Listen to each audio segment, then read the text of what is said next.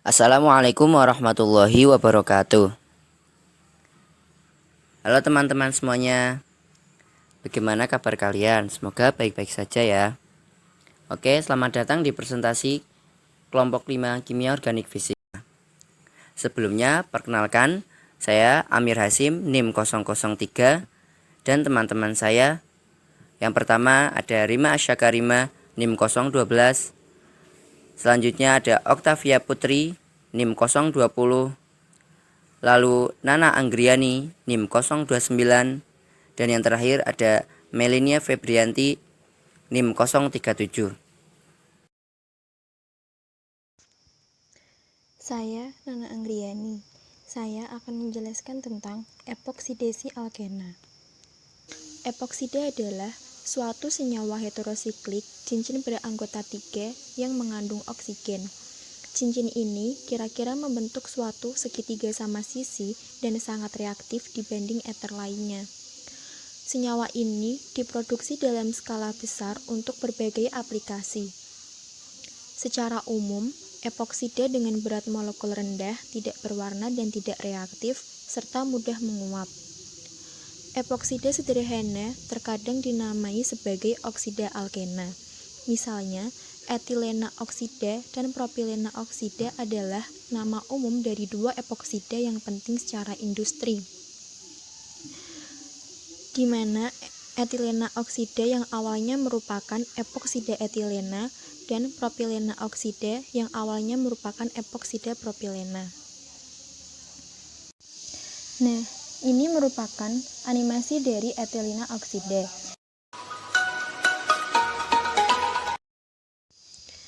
Selanjutnya, epoksida nomenklatur. Polimer yang terbentuk dari prekursor epoksida disebut epoksi.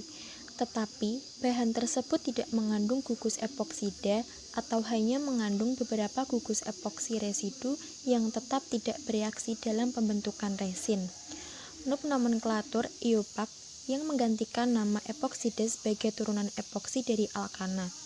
Menurut sistem ini, etilen oksida menjadi epoksi etana dan propilen oksida menjadi 1,2 epoksi propana. Epoksi selalu mendahului dan alkana berada pada akhir. Transformasi kelompok fungsional epoksida berada di antara reaksi mendasar kimia organik dan epoksida adalah produk alami yang biasa. Misalnya, mengat gipsi betina menarik jantan dengan memancarkan epoksida yang dikenal sebagai disparlur. Dalam mendeteksi keberadaan feromon ini, jantan mengikuti aroma ke asalnya dan pasangan dengan betina. Contohnya, pada cis-2-metil 78 epoksi oktadekan yang berada pada slide. Selanjutnya, akan dijelaskan oleh teman saya. Saya Oktavia Putri Andita akan melanjutkan pembahasan dari saudari Nana Anggraini.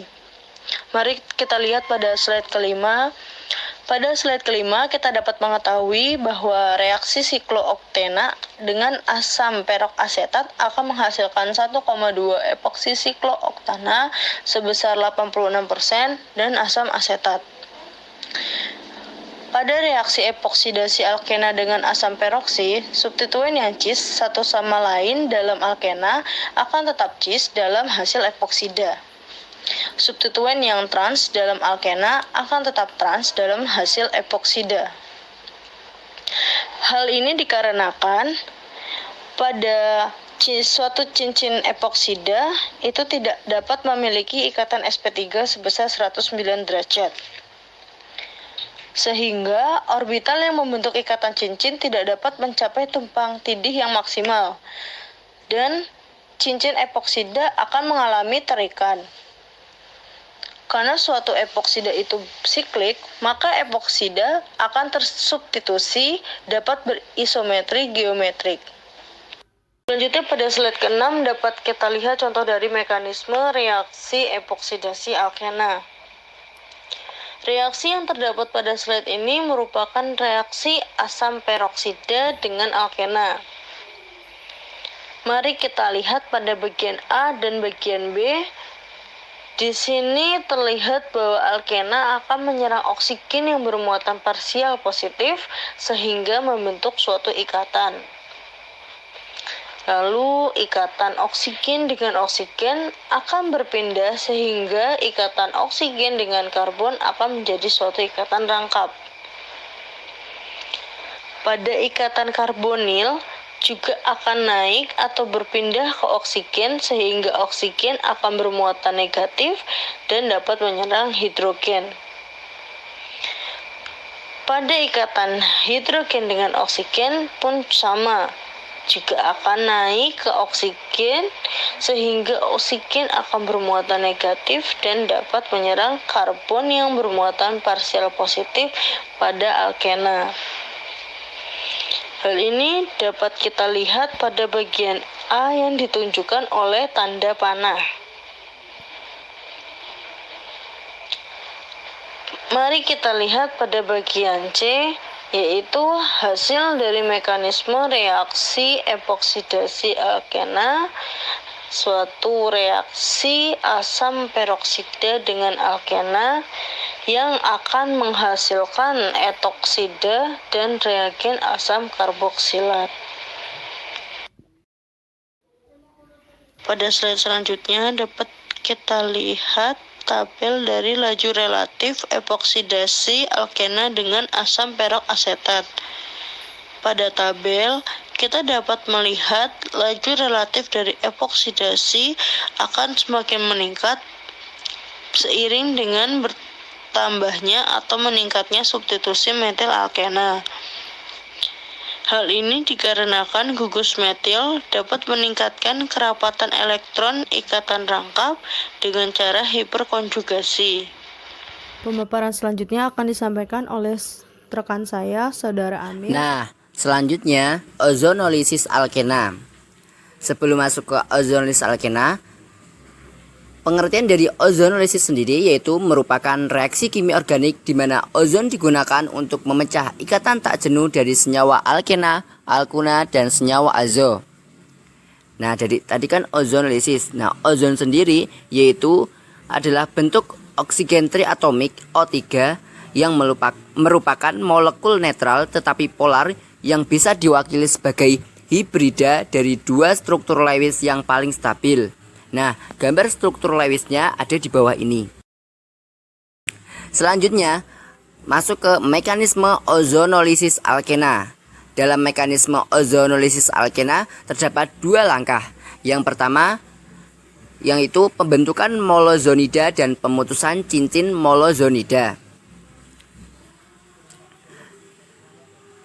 Tadi ozon yaitu dihasilkan dari reaksi O2 dengan mengalirkan arus listrik bervoltase tinggi, kemudian gas tersebut dialirkan dalam suhu rendah ke dalam larutan yang bersifat lembab seperti klorometana dan dimetil sulfida.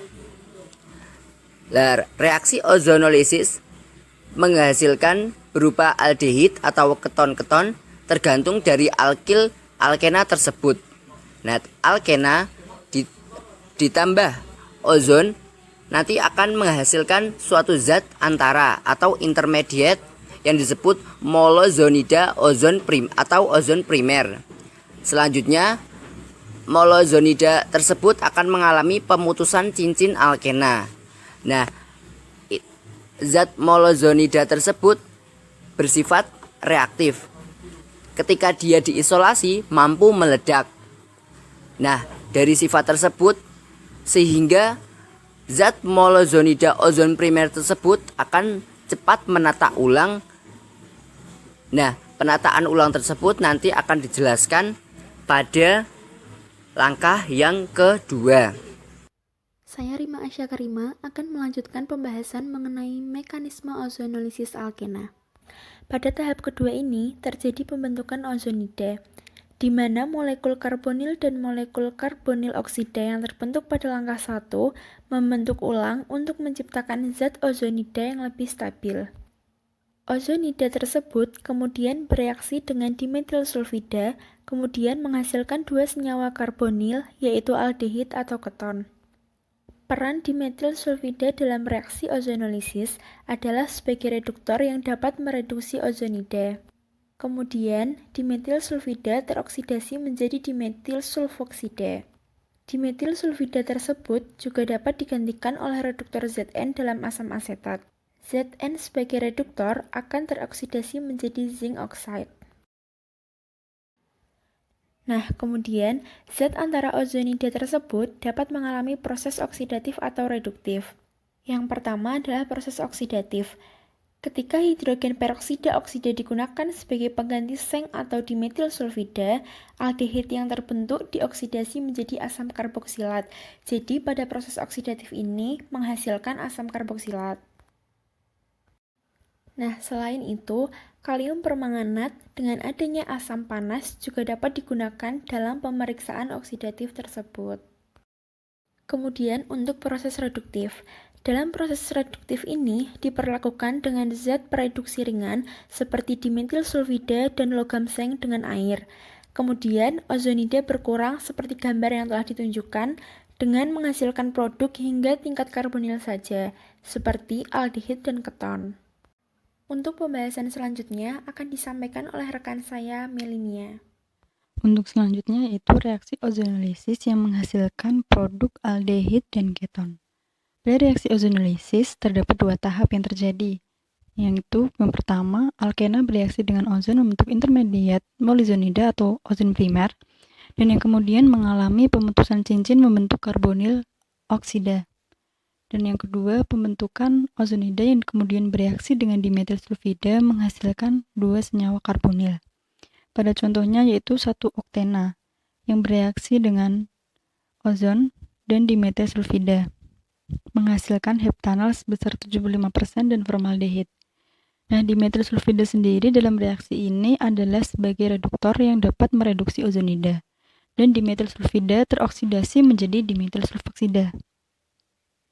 Contoh selanjutnya yaitu 2-metil-1-heksana yang bereaksi dengan ozon, air, dan Zn, membentuk ozonida yang diikuti pembelahan reduktif dengan serbuk zinc dan air, menghasilkan 2 heksanon sebesar 60% dan formaldehid.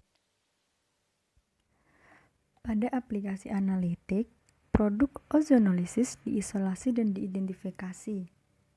Sebagai contohnya, alkena yang memiliki rumus molekul C8H16 diperoleh dari reaksi kimia dan kemudian dikenakan ozonolisis memberikan aseton dan 2,2 dimetil propanal sebagai produknya. Kedua produk tersebut mengandung 8 karbon alkena. Nah, oleh karena itu, salah satu dari karbon terikat ganda menghasilkan 2 substituen metil, dan yang lainnya mengandung hidrogen dan gugus tersbutil. Alkena sendiri diidentifikasi sebagai 2,4,4 trimetil 2-pentena. Sekian dan terima kasih.